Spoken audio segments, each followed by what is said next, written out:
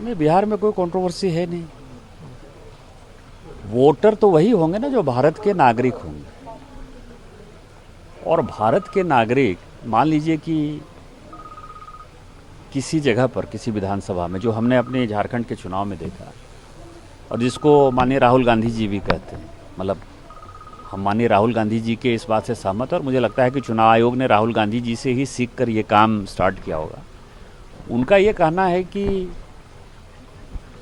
किसी विधानसभा में 10% वोट बढ़ा और किसी विधानसभा में 150% वोट बढ़ गया। जो हमारे यहाँ झारखंड में हुआ, अभी जस्ट विधानसभा का चुनाव हुआ है, उसमें कम से कम 40 ऐसी विधानसभा थी, और खासकर मेरे इलाके में संथाल परगना की 18 विधानसभा में, जहाँ की वोटर 150% के आसपास बढ़े। तो जब इतनी तेजी से वोटर बढ़ते हैं तो वोटर कहाँ थे? और मान लीजिए कि 80 साल का कोई बूढ़ा आदमी, 75 साल का कोई बूढ़ा आदमी, 65 साल का कोई बूढ़ा आदमी, वो 2010 में वोटर नहीं, 15 में वोटर नहीं, 20 में वोटर नहीं, और वो 25 में यदि वोटर हो गया, तो उससे पूछा जाएगा ना कि भैया आप 75 साल तक वोटर क्यों नहीं थे, कहाँ थे? तो यदि ये चुनाव आयोग यदि मांग रहा है तो मुझे नहीं लगता कि इसमें कोई परेशानी है, और भारत का जो नागरिक है उसी को वोट देने का अधिकार है। तो चुनाव आयोग जो काम कर रहा है हम सहमत हैं, और जो राहुल गांधी जी कह रहे हैं उसी को चुनाव आयोग इम्प्लीमेंट कर रहा है। ये बिहार में ही होना है, दूसरी स्टेट में भी इसको लागू करना? मैंने सुना है कि दूसरे राज्य में भी होगा।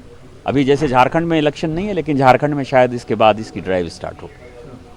सर, कन्हैया कुमार का वो उनका अपना पार्टी का इंटरनल मामला है। सर, सिक्किम में इस बार ये जो बैठक आयोजन किया हुआ है सर, इसके ऊपर सर आपका प्रतिक्रिया? देखिए, सिक्किम क्या है कि सिक्किम बहुत ही खूबसूरत जगह है। सिक्किम के लोग बहुत अच्छे हैं। सिक्किम में लॉ एंड ऑर्डर बहुत बढ़िया है।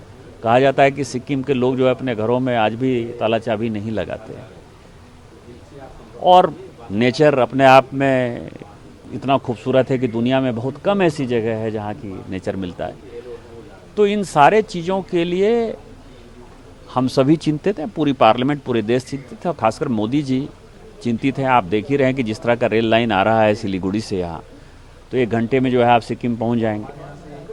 तो इस तरह की कनेक्टिविटी यदि हो जाएगी तो पूरी दुनिया में जो अमीर लोग भारत से दूसरे देशों में जा रहे हैं वो सभी सिक्किम में आएंगे। सिक्किम का टूरिज्म बढ़ेगा, सिक्किम का रोजगार बढ़ेगा, सिक्किम के लोगों को लगेगा कि देश में यदि विकास हो रहा है तो मेरा भी उसमें योगदान है। तो इसलिए हम यहाँ आए, और हमारी पूरी कमेटी जो है सिक्किम के सभी लोगों के प्रति शुक्रगुजार है, और हम आशा करते हैं, भगवान से प्रार्थना करते हैं कि सिक्किम जो है स्विट्जरलैंड से ज़्यादा खूबसूरत जगह बने। सर, आप चेयरमैन है स्टैंडिंग कमेटी, तो ये दूरदर्शन का थोड़ा इशू है कि यहाँ परमानेंटली नहीं बन पा रहा है, नहीं चल पा रहा है। नहीं, हमने कहा है, और सिक्किम के लिए कुछ भी करना पड़ेगा तो हमारी स्टैंडिंग कमेटी उसमें हमेशा सहयोग करेगी। आज मैंने भूटिया लैंग्वेज के लिए, आज हमने लेप्चा लैंग्वेज के लिए, इसके लिए भी कहा कि उसमें जो है कार्यक्रम जितने हो सकते हैं हो करिए। प्रधानमंत्री जी की जो मन की बात का कार्यक्रम है दूरदर्शन, वो भूटिया लैंग्वेज और लेप्चा लैंग्वेज में नहीं कर रहा है, उसको मैंने इंस्ट्रक्शन दिया और अगले महीने से वो चालू हो जाएगा। सर, कई एमपी और सिक्किम के भी एमपी, अरुणाचल के एमपी का भी एक डिमांड है कि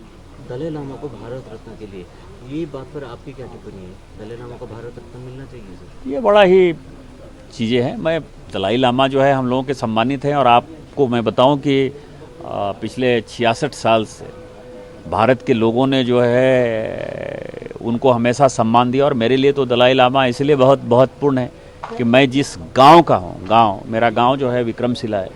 विक्रमशिला ने इस दुनिया में पहला वाइस चांसलर दिया भगवान अतीश दीपांकर, और भगवान अतीश दीपांकर, ये दलाई लामा पंथ और पंचेन लामा पंथ की जो स्थापना हुई उसमें भगवान अतीश दीपांकर का जो है सबसे बड़ा योगदान है। तो आप समझ सकते हैं कि मैं उस गांव का हूं जिसने कि सारे पंथ की स्थापना की, तो हमारे लिए हमेशा सम्मानित है। उनको कुछ भी मिलेगा तो मुझे लगता है खुशी होगी मुझे। अगर ये एमपी फोरम बनेगा तो आप भी सपोर्ट में जाएंगे सर? हम तो जो तिब्बत के जो फोरम है, भारत तिब्बत मैत्री फोरम जो है सांसदों का, मैं उसमें 2009 से जब से सांसद बना हूँ तब से मैं ऑलरेडी हूँ उसमें। सर, जो आपका महाराष्ट्र को लेकर जो टिप्पणी था उसमें संजय राउत का जो स्टेटमेंट आया है, क्या कहना है? देखिए, किसी टिप्पणी पर मुझे कुछ नहीं कहना है। जहाँ तक सवाल है कि मैंने क्या कहा, मैंने कहा कि महाराष्ट्र का आज़ादी के आंदोलन में बहुत बड़ा योगदान रहा। मराठी भाषा जो है, जैसे मराठी भाषा का सम्मान है, मराठी का सम्मान है, कन्नड़ का सम्मान है, तमिलियन का सम्मान है, तेलुगु का सम्मान है, उसी तरह से जैसे उनकी वो रीजनल लैंग्वेज है, जैसे उनको अपनी भाषा के प्रति प्यार है, उसी तरह से बिहार के लोग होंगे, उत्तर प्रदेश के लोग होंगे, झारखंड के लोग होंगे, मध्य प्रदेश के लोग होंगे, राजस्थान के लोग होंगे, उनकी भी अपनी भाषा है, उनकी हिंदी भाषा है।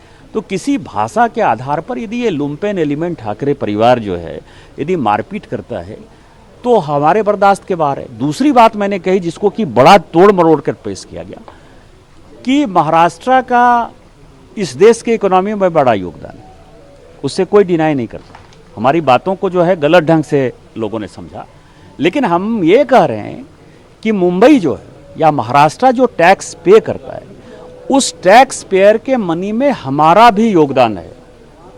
इसका ठाकरे परिवार से लेना देना नहीं है, इसका मराठा से लेना देना नहीं है। इसका ये है जैसे कौन टैक्स पे करता है, state bank of India tax पे करती है क्योंकि उसका हेडक्वार्टर वहाँ है। तो स्टेट बैंक ऑफ इंडिया में जहाँ मैं सिक्किम में खड़ा हूँ तो सिक्किम के लोग भी तो स्टेट बैंक ऑफ इंडिया में पैसा देते हैं, इनका पैसा भी तो वहाँ जमा है ना।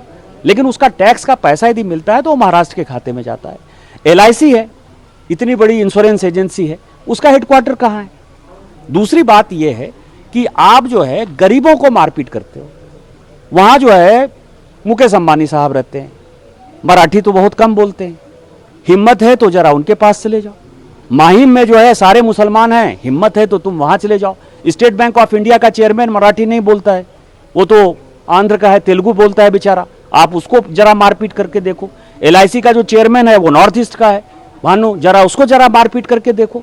मेरा ये कहना है कि जो गरीब आदमी है, जो कमाने खाने गया है और जिसका कि महाराष्ट्र के इकोनॉमी में योगदान है, जितने बड़े इंडस्ट्री हैं, यदि टाटा हुआ तो टाटा बिहार में ही सबसे पहले इंडस्ट्री लगाया।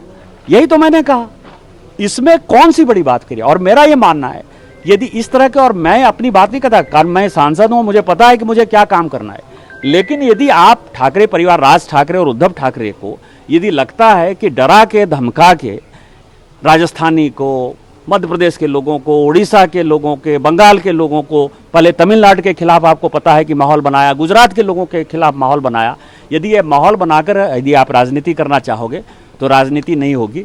और जब आप इन राज्यों में जाओगे, चाहे आप तमिलनाडु में जाओगे, चाहे आप केरल में जाओगे, चाहे आप कर्नाटक में जाओगे, तो वो सब भी जो है आपको पटक पटक के मारेंगे। मैंने ये बात कही और मैं अपनी बात फिर से दोहरा रहा हूँ। ABP माझा, उघडा डोळे बघा नीट।